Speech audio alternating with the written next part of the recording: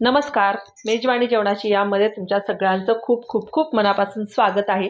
तर आज आपण थंडीमध्ये पीठ परफेक्ट इडली डोशाचं फर्मेंट कसं करायचं ती बघत आहोत आणि त्यासोबत करतो आहे गन पावडर म्हणजे बघा पोडी मसाला आणि सोबत आहे चटपटीत अशी साऊथ इंडियन पांढरी शुभ्र चटणी. तर त्यासाठी सुरुवात करूया. तर इथं ना जो आपला रेशनचा तांदूळ असतो ना तो तांदूळ घेतलाय आणि तांदूळ बघा मी जी कणी असते ना आपण चाळल्यानंतर जी कणी राहते ना ती कणी घेतली ती आपण फेकून देतो तर त्या कणीचा तुम्ही असा यूज करू शकता. आता इथं आहे ना अर्धा कप म्हणजे 1 कपला थोडीशी कमी चण्याची डाळ घेतली आणि अर्ध्या कपाला पण थोडीशी कमी लाल मसूर घेतलाय. तर लाल मसूर आहे की नाही थंडीमध्ये शरीरासाठी खूप हेल्दी आहे आणि लाल मसूर तसाही आहे ना गरम असतो आणि शरीरामध्ये ना आपल्या हीट निर्माण करतो. पण हा लाल मसूर तुम्ही उन्हाळ्यात अजिबात वापरू नका. त्यासाठी ना बघा इथं मी घेतली अर्धा कप उडदाची डाळ आणि इथं ही पांढरी उडदाची डाळ घेतली. आता या तिन्ही डाळी आहेत ना आपल्याला एकत्र करून घ्यायच्यात आणि स्वच्छ असं पाणी घालून धुवून घ्यायचे. पण माझ्याकडून आहे ना सांगायचं राहून गेलं बघा इथं 1 चमचा ना मी मेथीचे दाणे घेतलेत. आता मेथीचे दाणे का घेतलेत तर बघा 3 डाळी घेतलेत त्याच्यामध्ये आपण चण्याची डाळ घेतली तर आहे ना चण्याच्या डाळीने ना व्यवस्थित असं पचलं जातं, डायजेशन व्यवस्थित राहतं आणि जी आपण पीठ फॉर्मेंट करायला ठेवतो ना ते सुद्धा अगदी परफेक्ट फॉर्मेंट होतं. त्यासाठी मी इथं मेथीचे दाणे घेतलेत. तर बघा बोलताना थोडीशी चूक होती माझी. आणि हे पीठ आहे ना हे तिन्ही डाळी आहे ना मी 2 पाण्याने चांगल्या स्वच्छ धुवून घेतल्यात आणि एक आहे ना 3 ते 4 तासासाठी ना आपल्याला भिजत घालायचेत. आता तुमच्याकडे जर वेळ नसेल ना तर तुम्ही आहे ना 2 तास भिजवून घेतले ना तरी हरकत नाहीये. पण जे फॉर्मेंट करायची पद्धत आहे ना त्याच्यामध्ये अजिबात घाई गडबड करू नका. आता ही डाळ आपली बघा चांगली अशी भिजलेली आहे. आता यातलं जी पाणी आहे ना मुख्य मेन जी प्रोसेस असते ना ती पाण्याची असते. तर ही पाणी आहे ना ते फेकून द्यायचं नाही. हे पाणी खूप महत्वाचं आहे. या पाण्यामुळे आहे ना आपलं पीठ आहे ना थंडीमध्ये सुद्धा फॉर्मेंट व्हायला मदत होती. फॉर्मेंट म्हणजे व्यवस्थित असं फुगलं जातं, जाळी चांगली येते त्याला. आता ही पाणी आपण साईडला ठेवूया आणि जी डाळ आपली भिजलेली आहे ना ती तुम्ही एका मिक्सरच्या बाउलमध्ये काढून घ्यायची आणि आहे ना व्यवस्थित आहे ना दळून घ्यायची आहे. तर दळत असताना आहे ना यातलं जे पाणी आहे ना तेच वापरायचे, आपल्याला दुसरं पाणी वापरायचं नाहीये. आता तुम्ही म्हणाल दुसरं पाणी का नाही वापरायचं तर बघा आपण भिजत घातल्यानंतर जे स्टार्च असतात ना त्या पाण्यामध्ये तयार होतात आणि तेच पाणी जर आपण डाळ वाटताना जर यूज केलं ना तर ते ना पीठ फॉर्मेंट व्हायला मदत होती. म्हणून तेच पाणी आपल्याला घालायचंय. तुम्ही दुसरं पाणी घालू नका. कारण कसं होतं थंडीमध्ये की नाही पाणी आहे ना तुम्ही मडक्यातलं घेतलं किंवा हंड्यातलं घेतलं ना तरी खूप थंड असतं आणि थंड पाण्यामुळे आहे ना पीठ लवकर फॉर्मेंट होत नाही. त्यासाठी तुम्ही जे पाणी वापरलंय ना इथं तेच पाणी वापरा डाळ भिजवलेलं. आणि हे आता पीठ दळत असताना आहे ना एक महत्वाची टिप हिचं मला सांगावीशी वाटते. तर बघा आपण पीठ मिक्सरमध्ये दळून घेत असताना त्याच्यामध्ये ऑलरेडी जास्त पाणी घालतो आणि पीठ जास्त पाण्यागत होतं. तर अगदी जास्त पाण्यागत सुद्धा झालं ना तरी पीठ लवकर फॉर्मेट होत नाही. जितकं कमी पाणी वापराल ना तितकंच पीठ व्यवस्थित असं फॉर्मेट होतं. आता हे पीठ आहे ना मी त्याच टोपामध्ये काढून घेतले आणि त्या टोपातलं पाणी जे होतं ना ते एका वाटीमध्ये काढून घेतले जेणेकरून मला वापरायला मदत होईल. आता बघा हे सगळं व्यवस्थित असं एका टोपामध्ये मी काढून घेतले. आता यावर आहे ना आपल्याला झाकण ठेवायचे. आता झाकण ठेवल्यानंतर आता तुमच्याकडे जर वेळ असेल तर तुम्ही रात्रभरासाठी ठेवा आणि जर आहे ना वेळ नसेल तर फक्त 5 ते 6 तास आपल्याला हे पीठ चांगलं असं मुरवून घ्यायचंय. तर मी इथं आहे ना एक सुती कॉटनचा कपडा घेतलाय. त्यामध्ये आहे ना जसं आपण काय म्हणतो त्याला गटुळं बांधतो ना कपड्याचं गावच्या साईडला असं म्हणतात गटुळं बांधतो ना कपड्याचं तसं आपल्याला याचं गटुळं बांधायचंय. आता असं गटुळं बांधून ठेवलं ना तर काय होतं त्याला ऊब चांगली मिळते. अजिबात थंड हवा आतमध्ये जात नाही आणि हे ना आपल्याला उबदार जागेमध्ये ठेवून द्यायचंय. एक 3 ते 4 तासासाठी किंवा 5 ते 6 तासासाठी. आता बघा मी इथं हे काढले आणि आपण पीठ एकदा चेक करून बघूया. तर बरोबर आहे ना 6 तास झालेले आहेत मी ठेवलेले हे पीठ. आणि बघू शकताय जाळी यावर किती छान आलेली आहे.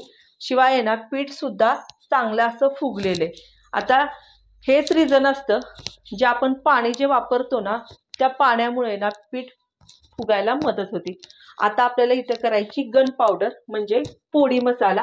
तर परफेक्ट आपण साऊथ इंडियन नाश्ता करतोय इथं. तर इथं 1 कप आहे ना मी चणा डाळ घेतली आहे. अर्धा कप किंवा तेवढीच तुम्ही आहे ना उडदाची पांढरी डाळ घेतली ना तरी हरकत नाहीये. आणि ह्या दोन्ही डाळी आहेत ना आपल्याला अगदी कमी फ्लेम करायची आहे गॅसची आणि एकसारख्या भाजून घ्यायच्यात.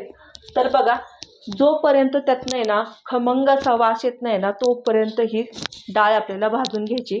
आणि या डाळीची जी मेन चव असती ना ती ह्या पोळी चटणीला असती किंवा गन पावडरला असती. तर जितकी तुम्ही डाळ कमी फ्लेमवर भाजाल ना तितकीच चव छान येते. आता ही डाळ आहे ना दोन्ही डाळी व्यवस्थित अशा भाजून घेतल्यात. आता त्याच पॅनमध्ये ना 1 कप मी पांढरे तीळ घेतलेत आणि पांढरे तीळ आहेत ना शक्यतो कमी फ्लेमवर भाजून घ्या. जास्त फ्लेमवर आहे ना हाय फ्लेमवर जर भाजले ना तर काय होतं करपट तर होतात शिवाय तडतड तडतड उडून पूर्ण गॅस खराब होतो. आता हे सुद्धा मी काढून घेतले. आता इथे आहे ना बेडगी मिरची आहे ना चांगल्या 10-12 बेडग्या मिरच्या घेतल्यात. आणि मी माझ्या आहे ना शेतातल्या आहेत ना लाल मिरची जी लवंगी लाल मिरची असती ना ती घेतली. तर ती फक्त 3 ते 4 घेतली आहे. का घेतल्यात कारण थोडीशी आहे ना चटपटीत चव पाहिजे मला म्हणून घेतल्यात. आता इथे आहे ना अगदी आहे ना 1 चमचा भरून सुकं खोबरं घेतलेले. कढीपत्त्याची पानं घेतलेली आहेत. आणि हे ना सगळं आपल्याला लो हीटवर भाजून घ्यायचंय. आता भाजत असताना आहे ना बघा तुमच्या लक्षात येईल जी आपली आहे ना कढीपत्ता आहे ना कढीपत्ता थोडासा कवळा असल्यामुळे आहे ना तो लवकर भाजला जातो. पण जी हिरवी मिरची लाल मिरची आहे ना ती लवकर भाजत नाहीये. म्हणून मी काय केलंय पहिल्यांदा कढीपत्ता भाजल्यानंतर काढून घेतला. आणि बघू शकता अगदी चुरचुरीत असा हा कढीपत्ता झाला पाहिजे. नाहीतर लगेच काढले आणि टाकले आणि काढले अशी गडबड करू नका. कढीपत्त्याची सुद्धा चव आहे ना त्या चटणीला छान लागते. आता हे ना सगळं आपल्याला थंड करून घ्यायचंय. आता थंड करत असताना बघा जी लाल मिरची होती ना ती तोडून बघितली मी अगोदर की बाबा व्यवस्थित अशीच थंड झालेली आहे. गरम गरम वाटायला जाऊ नका व्यवस्थित वाटणार नाही. आता हे सगळं आहे ना आपल्याला वाटून घ्यायचंय. इथे आहे ना थोडीशी चिंच घातली आहे मी. तुम्ही आहे ना आमचूर पावडर असती ना ती घातली ना तरी हरकत नाही. आणि चवीनुसार मीठ घालायचं. तर बघा अगदी कलर अगदी सुंदर आलेला आहे. आणि ही आहे ना अगदी बारीक मेणासारखी वाटायची नाही आपल्याला. तर आहे ना थोडीशी भरडी ठेवायची. त्याची जी चव आहे ना आणि दाताखाली आपण हा पोळी मसाला आहे ना इडलीवर किंवा डोश्यावर जेव्हा घालतो ना त्याची चव खरंच खूप छान लागते. आता करायची आपल्याला साऊथ इंडियन व्हाईट चटणी. तर त्यासाठी ना खोबरं घेतलंय, आलं घेतलंय, लसूण घेतलाय, हिरवी मिरची घेतली. आता खोबरं थोडंसंच घेतलंय का मी. इथं कढीपत्ता घेतलाय आणि आपलं जी डाळ असतं ना ती घेतले म्हणजे भाजकी डाळ. आता यामध्ये घालायची चिंच किंवा तुम्ही लिंबू सुद्धा पिळू शकता. पाणी घालायचं आणि बारीकसर असं वाटून घ्यायचंय. आणि जे खोबरं होतं ना त्याची जी काळी पाट असते ना ती काढून घेतली बरं का. कारण आपल्याला साऊथ इंडियन अगदी पांढरी शुभ्र चटणी करायची म्हणून. तुम्हाला जरी ठेवायची असेल ठेवली तरी हरकत नाहीये. आता ही चटणी मी व्यवस्थित वाटून घेतली आणि मला थोडीशी पातळ करायची आहे.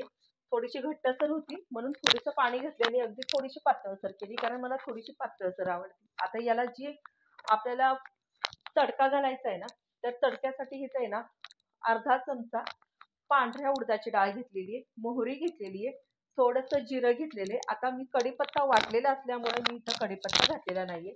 इथं आहे ना बेडगी मिरची घेतलेली आहे.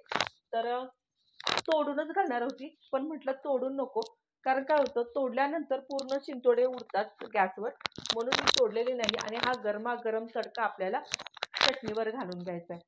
आता बघा चटणीवर आहे ना मी व्यवस्थित असं मिक्स करून घेणार आहे. आणि आहे ना जर तुम्हाला या स्टेजवर वाटत असेल की चटणी आपली थोडीशी दाटसर आहे तर मीठ घालायच्या अगोदर तुम्ही यामध्ये पाणी ॲड करू शकता. आता इथं चवीनुसार मी मीठ घालून घेणार आहे आणि आपली चटणी तयार. आता जे आपलं बॅटर होतं त्याला पहिल्या सुरुवातीपासून मी मीठ घातलं नव्हतं अजिबात. आता यामध्ये ना मी मीठ घालून घेणार आहे आणि व्यवस्थित असं फेटून घेणार आहे. आता तुम्ही ना याची इडली करू शकता किंवा डोसा करू शकता. तर मी करणार आहे ना तो साऊथ इंडियन करणार आहे. त्यासाठी ना इथं मी 2 प्लेट घेतलेत. तर आपल्याकडे आहे ना बघा, कुणाकडे जर इडली स्टँड नसेल तर काय करायचं, वाटीमध्ये सुद्धा करू शकता. माझ्याकडे आहे ना, मला थोडासा वेगळ्या पद्धतीने करायचं होतं म्हणून इथं छोट्या-छोट्या एकसारख्या प्लेट घेतल्यात मी. आणि ना हे आपल्याला थोडंसं तेलानं ग्रीस करून घ्यायचं. यावर जे बॅटर केलेलं ते घालून घ्यायचे. आता प्रत्येक वेळेला मुलांची डिमांड असते बघा, थोडंसं वेगळं काहीतरी कर, थोडंसं वेगळं काहीतरी कर. मग थोडंसं असं काहीतरी वेगळं आणि डोकं लावून करावं लागतं आणि मुलांची डिमांडसुद्धा पूर्ण करावी लागत असते. तर त्यासाठी मी इथं असं केलेलं आहे. तुम्हाला जर इडली करायची असेल किंवा डोसा करायचा असेल तरी हरकत नाही आहे. आता इथं कढई ठेवली आहे आणि कढईमध्ये वाटी ठेवली आहे मी आणि त्यावर हे प्लेट ठेवली. आता ही आहे ना आपल्याला एक 10 मिनिटं चांगली अशी स्टीम करून घ्यायची आहे. आता बघा 10 मिनिटं झाले आणि मी त्यातच ठेवलं होतं बरं का 5 मिनिटं. नंतर मग काढले. पण थोडंसं कोमट आहे बघा, कारण काढत असताना आहे ना थोड्याशा एजेस आहेत ना ह्याच्या, त्या माझ्याकडून थोड्याशा तुटल्या आहेत बघा. कारण आहे ना मुलाला गडबड होती माझ्या, म्हणून मी लगेच काढून त्याला दिले. आता बघा एजेस सुद्धा व्यवस्थित निघाल्यात. पण हीच जर आहे ना थोडंसं थंड झालं असतं ना तर अगदी व्यवस्थित अशा ह्याच्या एजेस निघाल्या असत्या.